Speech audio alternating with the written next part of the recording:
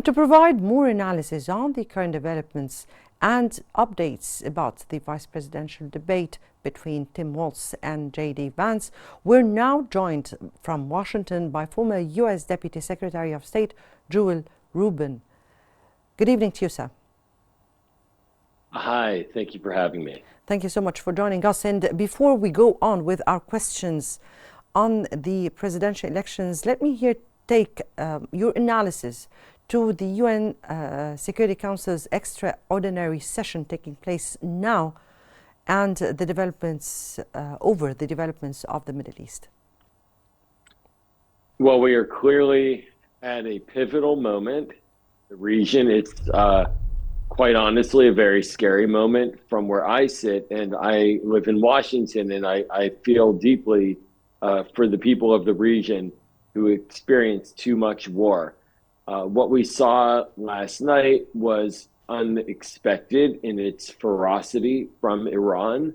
The last time Iran shot missiles and attacked Israel in April, they used drones and they used types of weaponry that took hours to arrive in Israel. However, last night, they shot ballistic missiles that only took 12 to 15 minutes to arrive and were in the thousands of pounds per each missile. So a very heightened aggressive attack, which means that it's likely we'll see an Israeli response as well.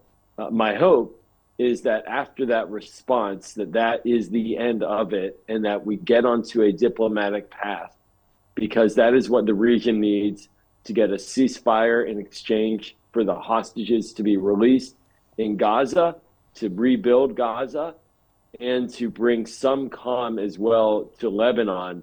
But right now, we are certainly in a very dangerous moment. We surely need some calm in the Middle East and no broaden aspect for such a war. Let me get here to the presidential debate or the vice presidential debate. And how did the tone of the vice presidential debate reflect a shift from the more aggressive political climates that we've seen in recent years? I'm glad you asked that question. It was a very interesting moment last night for the American people to watch a debate in person that did not have Donald Trump in it. This was the first time since 2012. And it was a reminder that before Donald Trump, we had political debates that had major policy differences, and they were civil. That's the history of American politics, and it has very much changed with Donald Trump's entry into politics. And so last night was a good debate. It was a hard debate. I think that it was a debate that Americans could learn from. I don't believe it had a significant impact on the voting choices of the American people and the independent voters. Clearly, these are the vice presidents, not the presidents. But also, it was the kind of debate that, as you said, explored very important issues that matter to the American people.